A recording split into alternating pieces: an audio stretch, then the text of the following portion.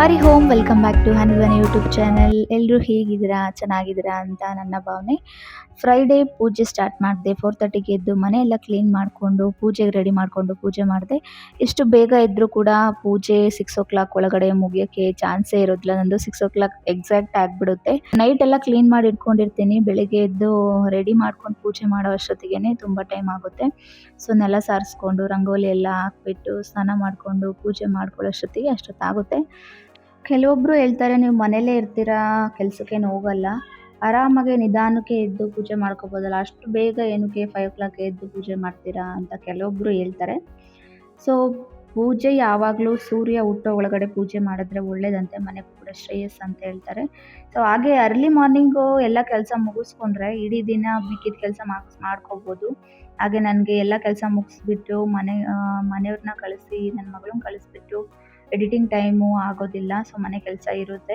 So ಮನೇಲೇ ಇದ್ಕೊಂಡಿರ್ತೀರಾ, daily ಕೆಲಸ ಮಾಡ್ತಾ ಇರ್ತೀರಾ, ಅದೇನು ಕೆಲಸ ಮಾಡ್ತಾ ಇರ್ತೀರಾ ಅಂತ ಅಂತಾರೆ. ಇರುತ್ತೆ ಕೆಲಸ, ಮನೇಲಿ ಎಷ್ಟು ಮಾಡಿದ್ರು ಕೆಲಸ ನೋಡ್ಕೊಂಡು ಮಾಡೋ ಅಷ್ಟು ಇರುತ್ತೆ. ಸೊ ಬೇಗ ಎದ್ದು ಕೆಲಸ ಪೂಜೆ ಮಾಡಿ ಕೆಲಸ ಸ್ಟಾರ್ಟ್ ಮಾಡಿದ್ರೆ ಏನೋ ಒಂಥರ ಪಾಸಿಟಿವ್ ವೈಬ್ಸ್, ಪಾಸಿಟಿವ್ ಫೀಲ್ ಇರುತ್ತೆ. ಇಲ್ಲಿ ಮಾಡೋ ಕೆಲಸ ಎಲ್ಲ ಚೆನ್ನಾಗಿ ಆಗುತ್ತೆ ಅನ್ನೋ ನಂಬಿಕೆ.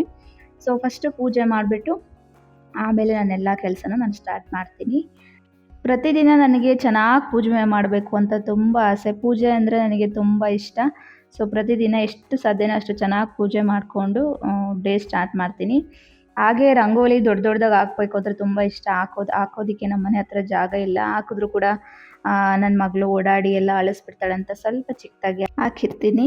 ಪ್ರತಿದಿನ ನಾನು ಸ್ಟವ್ ಒಲೆ ಪೂಜೆ ಮಾಡ್ತೀನಿ. ಪೂಜೆ ಮಾಡ್ತಾ ಲಕ್ಷ್ಮಿ, ಅನ್ನಪೂರ್ಣೇಶ್ವರಿ ಹಾಗೆ ಅಗ್ನಿ ದೇವತೆಯನ್ನು ನೆನೆಸ್ಕೊಂಡು ಹಾಲು ಕಾಯಿಸ್ತೀನಿ. ಮೊದಲಿಗೆ ಹಾಲು ಕಾಯಿಸಿ ಆದಮೇಲೆ ರೈಸ್ಗೆ ಇಡ್ತೀನಿ. ಇವತ್ತು ಬ್ರೇಕ್ಫಾಸ್ಟ್ಗೆ ತುಂಬ ದಿನ ಆಗಿತ್ತು, ಪುಳಿಯೋಗರೆ ಮಾಡಿದೆ. ಸೊ ಪುಳಿಯೋಗರೆ ಮಾಡೋಣ ಅಂದ್ಕೊಂಡೆ. ಹಾಗೆ ಪ್ರತಿ ಫ್ರೈಡೇ ನನ್ನ ಮಗಳಿಗೆ ಅಂತ ಒಂದು ಉಂಡೆ ಇಟ್ಕೊಂಡಿದ್ದೀನಿ. ಅದಕ್ಕೆ ಎಷ್ಟಾಗುತ್ತೋ ಅಷ್ಟು ನನ್ನ ಕೈಲಿದ್ದಷ್ಟು ಹಣ ಹಾಕ್ತಾಯಿದ್ದೀನಿ ಆ ಉಂಡೆ ಒಳಗಡೆ. ನಂದಂತ ಏನಿಲ್ಲ, ನಾನೇನು ದುಡ್ಕೊ ಬಂದಿಲ್ಲ, ನಮ್ಮ ಮನೆಯವ್ರು ದುಡ್ದಿರೋದನ್ನೇ ಸೇವಿಂಗ್ಸ್ ಮಾಡ್ತಾಯಿದ್ದೀನಿ. ನನ್ನ ಮಗಳಿಗೋಸ್ಕರ ಆ ಉಂಡಿನೆಲ್ಲ ಹಾಕ್ತೀನಿ. 10 ರೂಪಾಯಿ ಇದ್ದರೆ 10 ರೂಪಾಯಿ, 20 ರೂಪಾಯಿ ಇದ್ದರೆ 20 ರೂಪಾಯಿ, ಎಷ್ಟಿರುತ್ತೋ ಅಷ್ಟು ಹಾಕ್ತಾಯಿದ್ದೀನಿ. ಸೊ ಪುಳಿಯೋಗರೆ ತಿಂದಲೇ ತುಂಬ ದಿನ ಆಗಿತ್ತು.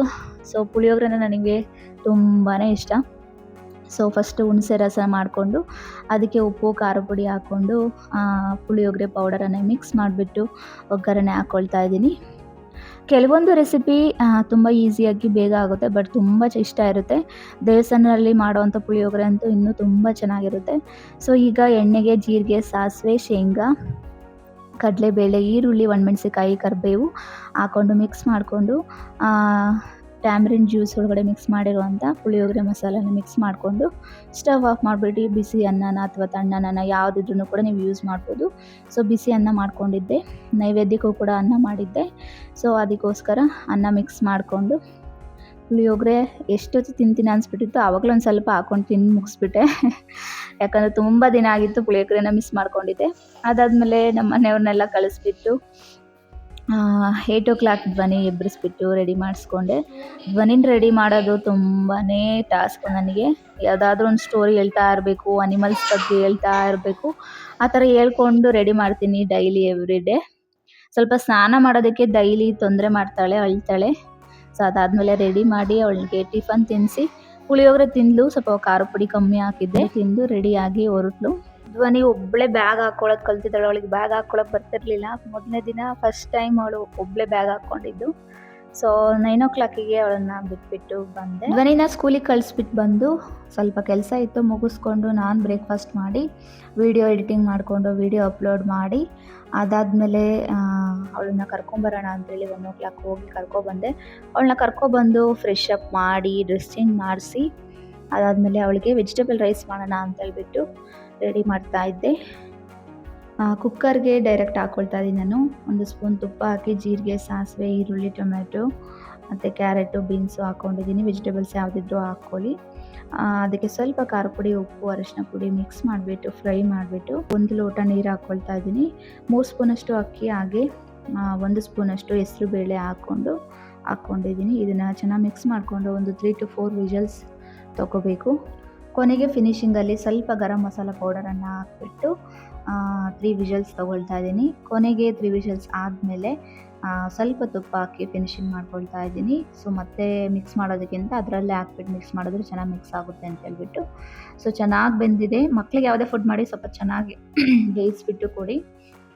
ಸೊ ಧ್ವನಿ ತುಂಬ ಇಷ್ಟಪಟ್ಟು ತಿಂದ್ಲು. ಸ್ವಲ್ಪ ಉಪ್ಪು ಖಾರ ಎಲ್ಲ ಕಮ್ಮಿ ಇತ್ತು, ಚೆನ್ನಾಗಿ ತಿಂದ್ಲು. ತುಪ್ಪ ಹಾಕಿತ್ತಲ್ವ, ಸ್ವಲ್ಪ ಚೆನ್ನಾಗಿತ್ತು ಟೇಸ್ಟು, ಚೆನ್ನಾಗಿ ತಿಂದ್ಲು. ಅದಾದಮೇಲೆ ಅವಳನ್ನು ಮಲಗಿಸಿದ್ದೆ. ಕೆಲವೊಮ್ಮೆ ಜೋಲಿನಲ್ಲಿ ಮಲಗಬೇಕು ಅಂತ ಅಂತಾಳೆ, ಕೆಲವೊಂದು ದಿನ ಕೆಳಗಡೆ ಮಲಗ್ತಾಳೆ. ಸೊ ಎದ್ದು ಒಂದು ಲೋಟ ನೀರು ಕುಡಿದು ಹೊರಗಡೆ ಸ್ವಲ್ಪ ಹೊತ್ತು ಕುತ್ಕೊಂಡು ಬಿಸಿಲಲ್ಲಿ ಆಟ ಆಡಿಬಿಟ್ಟು ಬಂದು ಅವಳಿಗೆ ಸ್ನ್ಯಾಕ್ಸ್ಗಂತ ಬ್ರೆಡ್ ಟೋಸ್ಟ್ ಮಾಡ್ತಾ ಇದ್ದೆ.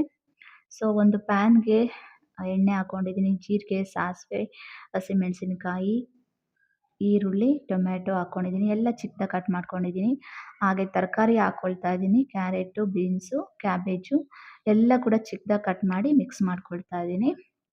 ಸೊ ಇದಕ್ಕೆ ಸ್ವಲ್ಪ ಅರಿಶಿನ ಪುಡಿ, ಪೆಪ್ಪರ್ ಪುಡಿ, ಸ್ವಲ್ಪ ಕ್ಯುಮಿನ್ ಪೌಡರ್ ಹಾಕಿ ಸ್ವಲ್ಪ ಸಾಲ್ಟ್ ಹಾಕ್ಬಿಟ್ಟು ಮಿಕ್ಸ್ ಮಾಡ್ಕೊಳ್ತಾ ಇದ್ದೀನಿ. ಸೊ ಇದೆಲ್ಲದನ್ನು ಕೂಡ ಸ್ವಲ್ಪ ನೀರು ಚಿಮುಕ್ಸ್ಬಿಟ್ಟು ಒಂದು 5 ನಿಮಿಷ ಬೇಯಿಸ್ಕೊಳ್ತೀನಿ. ಮಕ್ಳಿಗೆ ಮಾಡಿಸೋದು ಚೆನ್ನಾಗೇ ಬೇಯಿಸ್ಕೋಬೇಕು. ಸೊ ಬ್ರೆಡ್ ಟೋಸ್ಟ್ ಮಾಡೋದು ವೀಡಿಯೋ ನನ್ನ ಮಗಳ ಕಾಲದಲ್ಲಿ ಎಲ್ಲ ಮಿಸ್ ಆಗಿಬಿಟ್ಟಿದೆ. ಸೊ ಅದಕ್ಕೋಸ್ಕರ ಒಂದು ಪ್ಯಾನಲ್ಲಿ ತುಪ್ಪ ಹಾಕ್ಬಿಟ್ಟು 2 ಕಡೆ ಬ್ರೆಡ್ಡನ್ನು ಟೋಸ್ಟ್ ಮಾಡಿಕೊಂಡು ಅದ್ರ ಮೇಲೆ ಮಾಡ್ಕೊಂಡಿರೋಂಥ ಮಸಾಲಾನ ಮಿಕ್ಸ್ ಮಾಡಿಕೊಂಡ್ರೆ ಆಯಿತು ಅಷ್ಟೇ, ಬೇರೆ ಏನಿಲ್ಲ. ಸೊ ಇದು ತುಂಬ ಚೆನ್ನಾಗಿತ್ತು ಟೇಸ್ಟು. ಟೀ ಜೊತೆಗೆ ನಾನು ತಿಂದೆ, ಅವಳು ಕೂಡ ಒಂದು ತಿಂದು ಇಷ್ಟಪಟ್ಟು. ಧ್ವನಿ ಅವ್ರ ಅಪ್ಪಾಜಿ ಚಪ್ಪಲಿ ಹಾಕ್ಕೊಂಡು ಒಂದು ಕೋಲ್ ಇಳ್ಕೊಂಡು ಅಜ್ಜಿ ಥರ ಆಟ ಆಡ್ತಾ ಇದ್ದಾಳೆ.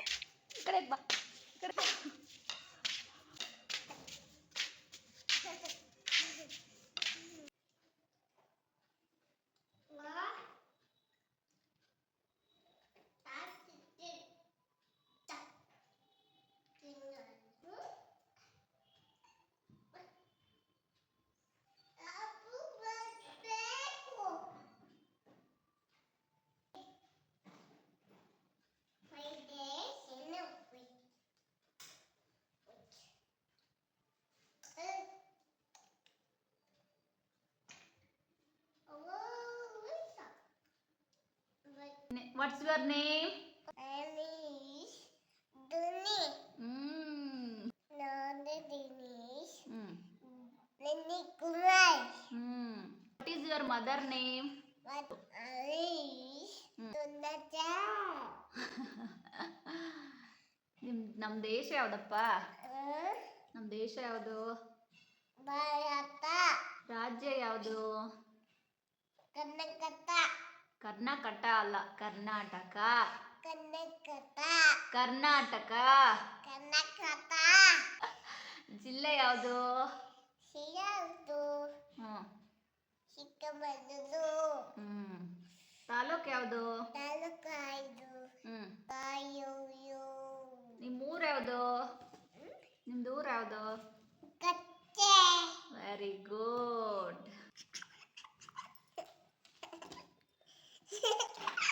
ಸೊ ಧ್ವನಿ ಜೊತೆ ಸ್ವಲ್ಪ ಟೈಮ್ ಸ್ಪೆಂಡ್ ಮಾಡಿ ನೈಟ್ಗೆ ಡಿನ್ನರ್ಗೆ ಅಕ್ಕಿ ಹಿಟ್ಟಿಂದು ನೂಡಲ್ಸ್ ಮಾಡೋಣ ಅಂತ ರೆಡಿ ಮಾಡ್ಕೊಳ್ತಾ ಇದ್ದೀನಿ. ಸೊ ಫಸ್ಟು ಒಂದು ಪಾತ್ರೆಗೆ 1.5 ಲೋಟ ಅಷ್ಟು ನೀರು ತೊಗೊಂಡಿದ್ದೀನಿ. ಸ್ವಲ್ಪ ಉಪ್ಪು, ಸ್ವಲ್ಪ ಎಣ್ಣೆ ಹಾಕ್ಬಿಟ್ಟು 1.5 ಕಪ್ ಅಷ್ಟು ಅಕ್ಕಿ ಹಿಟ್ಟು ಹಾಕಿದ್ದೀನಿ. ಒಂದು 5ರಿಂದ 10 ನಿಮಿಷ ಬೇಯಿಸ್ಕೊಳ್ತೀನಿ. ಕಮ್ಮಿ ಊರಿನಲ್ಲೇ ಬೇಯಿಸ್ಕೋಬೇಕು, ಇಲ್ಲಾಂದರೆ ಒತ್ಬಿಡುತ್ತೆ.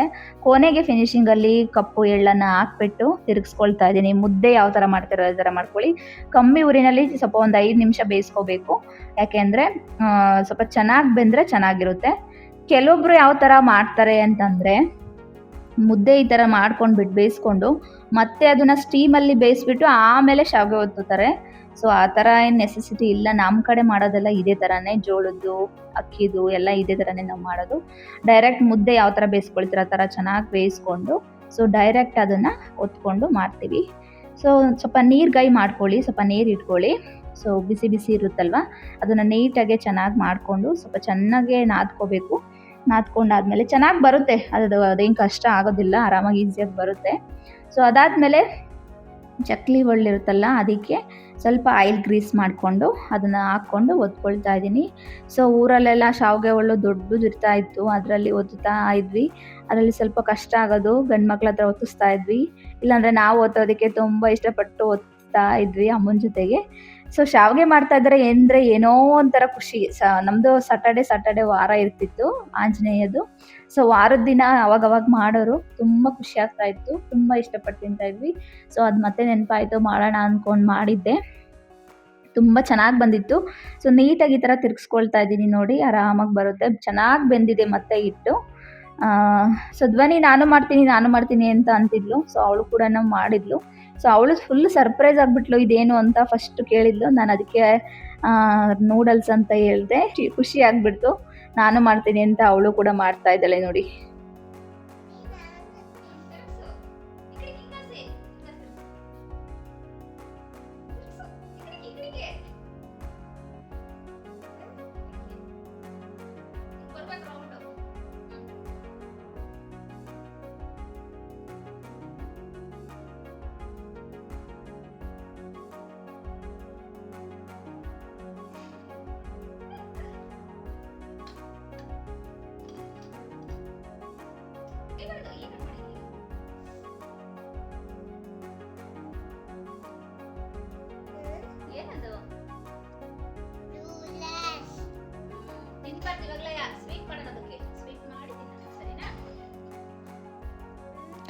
ಸೊ ಚೆನ್ನಾಗಿರುವಂಥ ಅಕ್ಕಿ ಹಿಟ್ಟಿಂದು ಈಸಿಯಾಗಿ ಬೇಗ ನೂಡಲ್ಸ್ ಕಂಪ್ಲೀಟ್ ಆಯಿತು.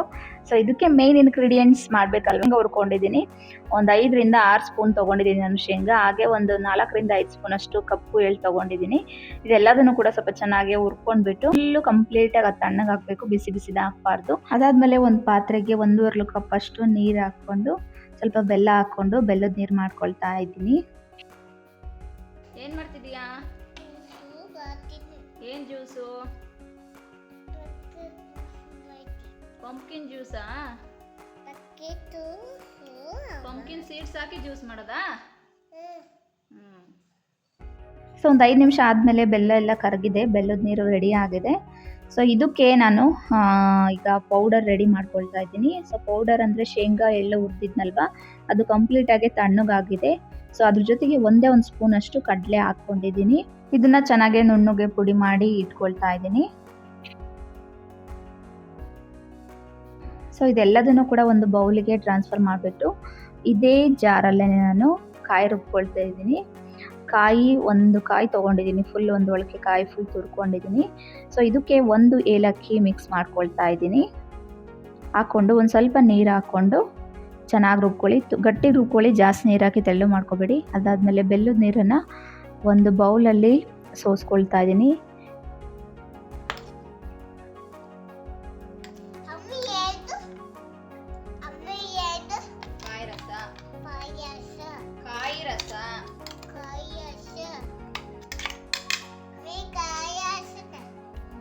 ಮೆಲ್ಲಕ್ಕೆ ಸ್ಟಿರ್ ಮಾಡಬೇಕು.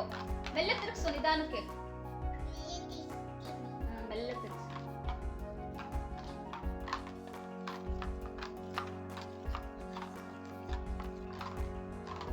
ಕಾಯಿ ರಸ ರೆಡಿ ಆಯಿತು, ಶಾವಿಗೆ ಕಂಪ್ಲೀಟ್ ರೆಡಿ ಆಯಿತು. ಸೊ ಇದಾದಮೇಲೆ ಅನ್ನದ ಸಾರಿಗೋಸ್ಕರ ಒಂದು ಬಾಣಲಿಗೆ ಎಣ್ಣೆ ಹಾಕ್ಕೊಂಡಿದ್ದೀನಿ.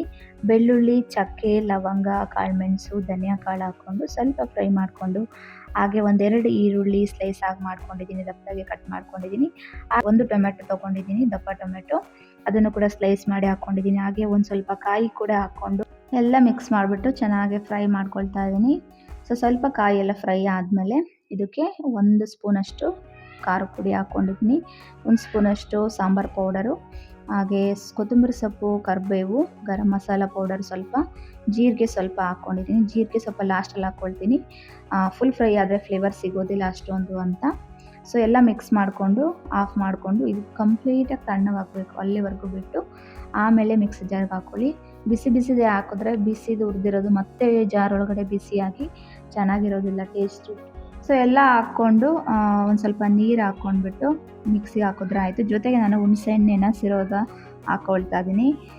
ಇದೆಲ್ಲ ಫೈನ್ ಪೇಸ್ಟ್ ಮಾಡ್ಕೊಳ್ಳಿ, ಚೆನ್ನಾಗಿ ನುಣ್ಣು ರುಬ್ಕೊಳ್ಳಿ, ಸಾರು ಚೆನ್ನಾಗಿರುತ್ತೆ. ಹಾಗಾದರೆ ದೊಡ್ಡ ಪಾತ್ರೆಯಲ್ಲಿ ಎಣ್ಣೆ ಹಾಕ್ಕೊಂಡಿದ್ದೀನಿ, ಜೀರಿಗೆ, ಸಾಸಿವೆ, ಕರಿಬೇವು, ಒಣಮೆಣ್ಸಿನ್ಕಾಯಿ ಒಂದು 3 ಹಾಕ್ಕೊಂಡಿದ್ದೀನಿ, 1 ಈರುಳ್ಳಿ, 1 ಟೊಮೆಟೊ ಹಾಕ್ಕೊಂಡು ಒಗ್ಗರಣೆಗೆ ಹಾಕ್ಕೊಳ್ತಾ ಇದ್ದೀನಿ. ಸೊ ಈ ಒಗ್ಗರಣೆಯಲ್ಲಿ ಸ್ವಲ್ಪ ಟೊಮೊಟೊ ಬೆಂದಾದಮೇಲೆ ರುಬ್ಕೊಂಡಿರುವಂಥ ಸಾಂಬಾರು ಮಸಾಲ ಏನಿದೆ ಅದನ್ನೆಲ್ಲ ಹಾಕ್ಕೊಂಡು ಮಿಕ್ಸ್ ಮಾಡ್ಕೊಳ್ಳಿ. ನೀರು ಎಷ್ಟು ಬೇಕೋ ಅಷ್ಟು ನೋಡಿಕೊಂಡು ಹಾಕ್ಕೊಳ್ಳಿ. ಸೊ ಟೇಸ್ಟ್ ಮಾತ್ರ ತುಂಬಾ ಚೆನ್ನಾಗಿರುತ್ತೆ ಅನ್ನದ ಸಾರು.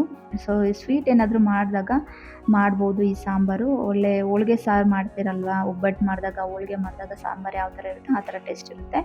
ಕೊನೆಗೆ ರುಚಿಗೆ ತಕ್ಕಷ್ಟು ಕಲ್ಲುಪ್ಪು ಹಾಕ್ಕೊಳ್ತಾ ಇದ್ದೀನಿ ನೋಡಿಕೊಂಡು. ಸೊ ಇದೆಲ್ಲ ಹಾಕ್ಕೊಂಡು ಮಿಕ್ಸ್ ಮಾಡಿಕೊಂಡು ಒಂದು 5ರಿಂದ 10 ನಿಮಿಷ ಕಮ್ಮಿ ಊರಿನಲ್ಲಿ ಕುದಿಸ್ಕೊಂಡ್ರೆ ರೆಡಿ ಆಗುತ್ತೆ ಸಾಂಬಾರು. ಹಾಗೆ ಧ್ವನಿ ಅವರಪ್ಪ ಸ್ವಲ್ಪ ಇವತ್ತು ಸಮೋಸ ಮತ್ತು ಬಜ್ಜಿ ತಂದಿದ್ರು. ಧ್ವನಿ ತಿಂತಾ ಇದ್ದಾಳೆ. ಕೊನೆಗೆ ಎಲ್ಲರೂ ಒಟ್ಟಿಗೆ ಕೂತ್ಕೊಂಡು ಊಟ ಮಾಡಿದ್ವಿ. ಅಕ್ಕಿ ಶಾವಿಗೆ ಜೊತೆಗೆ ಶೇಂಗಾ ಮತ್ತು ಎಳ್ಳು ಪುಡಿ ಹಾಕ್ಕೊಂಡು ಅದ್ರ ಮೇಲೆ ಕಾಯಿ ಮತ್ತು ಬೆಲ್ಲದ ರಸ ಹಾಕ್ಕೊಂಡು ಟೇಸ್ಟ್ ಮಾಡ್ತಾಯಿದ್ರೆ ತುಂಬ ಖುಷಿಯಾಯಿತು. ಟೇಸ್ಟ್ ಮಾತ್ರ ಸೂಪರಾಗಿತ್ತು, ಅಮೇಝಿಂಗ್ ಆಗಿತ್ತು. ಕಾಯಿ ರಸ ಯಾವಾಗಲೂ ಸ್ವಲ್ಪ ಸ್ವೀಟಾಗೆ ಮಾಡಿ ಸ್ವಲ್ಪ ಗಟ್ಟಿ ಮಾಡಿ ಹಂಗಾರೆ ಚೆನ್ನಾಗಿರುತ್ತೆ. ಅನ್ನದ ಸಾರು ಕೊಡು ಅಂತ ಅದಕ್ಕಿಂತ ಸೂಪರ್ ಟೇಸ್ಟಿಯಾಗಿತ್ತು. ಸೊ ಒಳ್ಳೆ ಊಟ ಆಯಿತು ನಿನ್ನೆ. ಸೊ ಊಟ ಸ್ವಲ್ಪ ಜಾಸ್ತಿ ತಿಂದಿದ್ದಕ್ಕೋಸ್ಕರ ಕೊನೆಗೆ ಸ್ವಲ್ಪ ಎಲ್ಲಡಿಕೆ ವಿಳ್ಯದೆಲೆ ಎಲ್ಲಡಿಕೆ ಹಾಕ್ಕೊಂಡ್ಬಿಟ್ಟು